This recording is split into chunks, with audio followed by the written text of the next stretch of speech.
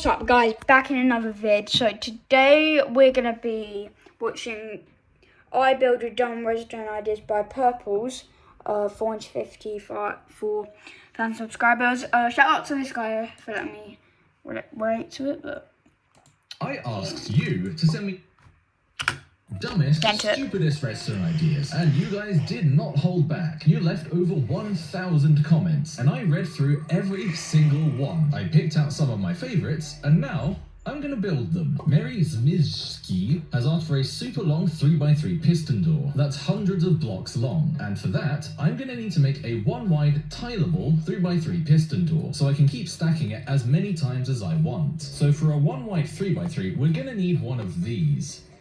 But this isn't 100% tileable, because this observer powers straight into this dropper, so if there's one next to it, it's going to affect this dropper as well. So I'm going to do something a bit weird. I'm going to move this dropper over to here, and then I'm going to power it through this block, so it won't interfere when it's next to it, and then I'm going to put a note block here to substitute for the hopper triggering the observer, and then this comparator should still detect the hopper through that note block. So it should close, in theory, and it should also open.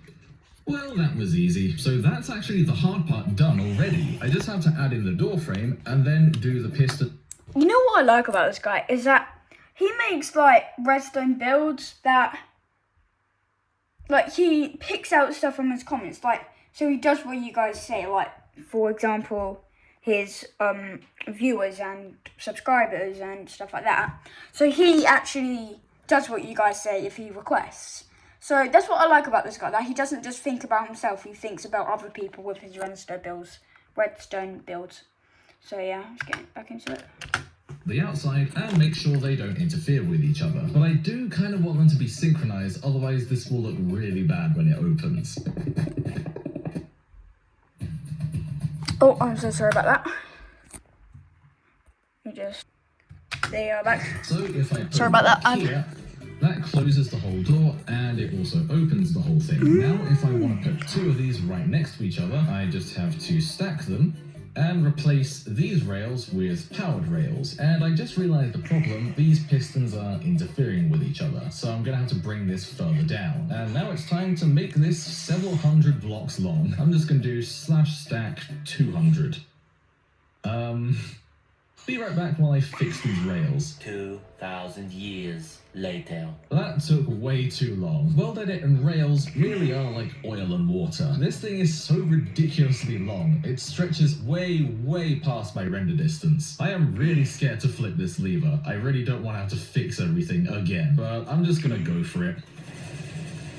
Oh my god. And I can't even catch up with it. I have to fly to keep up with it. It just keeps going. It never ends. There's that much door behind me and there's still more to go.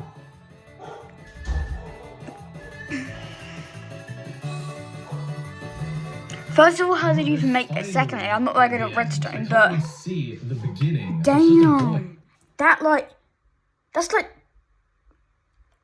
it feels like 400 blocks, but it's only like 200. And now I've got to test it closing. Sorry about that. I just had to talk to my mum 1 sec. So back. I'm just gonna flip the lever and then run for my life.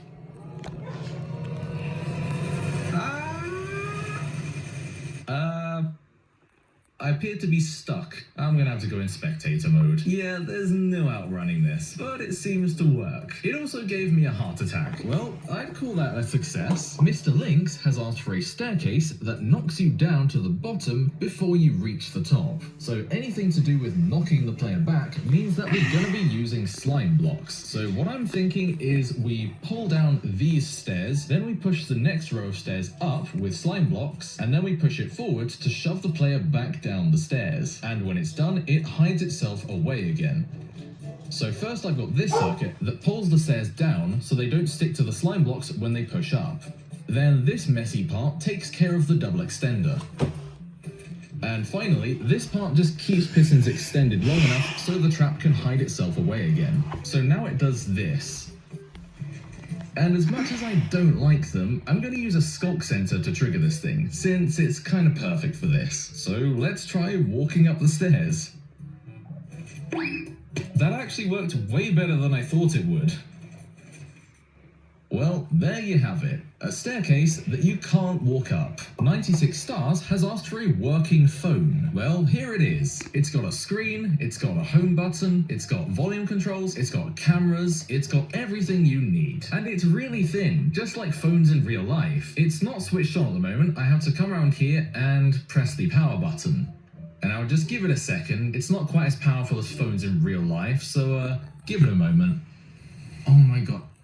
I was so stupid. Why did I think it was a good idea to make a Samsung? I could have made any other phone. I could have made an iPhone. I could have made a OnePlus, but it had to be a Samsung. Well, I'm sorry, 96 Stars, but your phone's kind of broken now. Volcanus has asked for an elevator that always takes you to a random floor. And for that, Oh my God. first we'll Sorry, need guys, an sorry, guys. elevator. Here's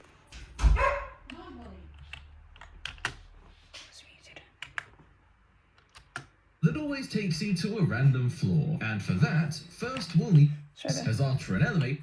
96 Stars, but your phone's kind of broken now. Volcanus has asked for an elevator that always takes you to a random floor. And for that, first we'll need an elevator. Here's one I made earlier. So to make this elevator take us to a random floor every time, we just have to get rid of this floor selector and replace it with a randomizer. And I think this is what I'll use for the randomizer. So this dropper has 8 items in it. So when I press this button, it'll move one of the items into this hopper chain, and each of these hoppers is set up to filter one of the items, and then it'll get filtered out by the hopper that has its color in it. It is a bit slow, and there are better ways of doing this, but it just has to work, and that's all that matters for this video. So I just have to find a way of squeezing this into the elevator. 2 hours later. That took way longer than I'd like to admit, and I really don't want to even try explaining this. But now there is only one input. It should take every time.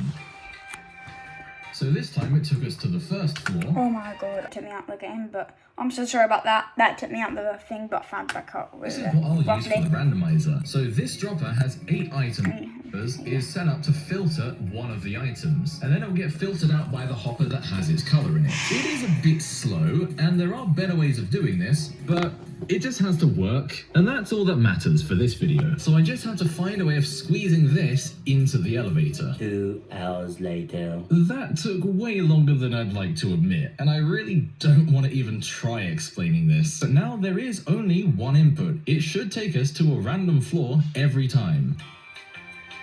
So this time it took us to the first floor. This time it took us to the 5th floor.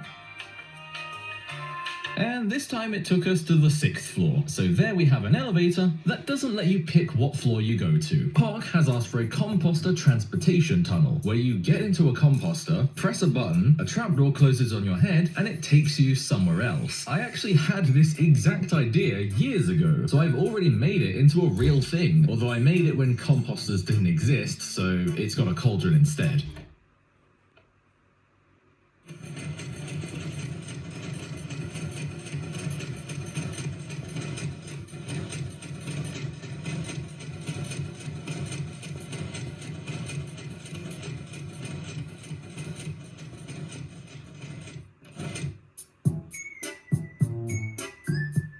Paffy has asked for a street light that only turns on during the day and is off at nighttime.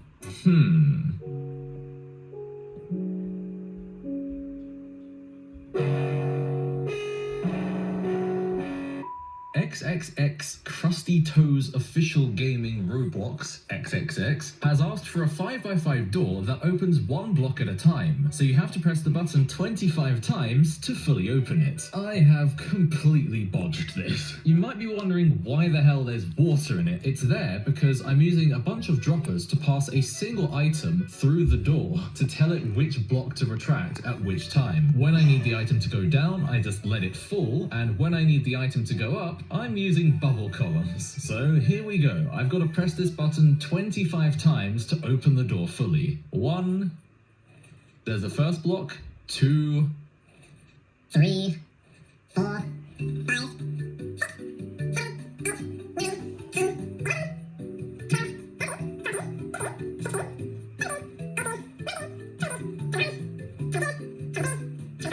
and 25. Oh god, it's so bad. And then of course to close it again, you just press the button a 26 times. So when I press the button, that dropper down there is going to move the item all the way up that bubble column, go around here, drops it down there, and then the door finally closes. The AI has asked for a factory that produces both subscribe buttons and slimestone missiles to smash the subscribe button. You know, that is a good idea. You should subscribe. And that will be the end of it today. And yeah. Oh my god, I'm so sorry, guys. For goodness sake. Yeah, let's go out.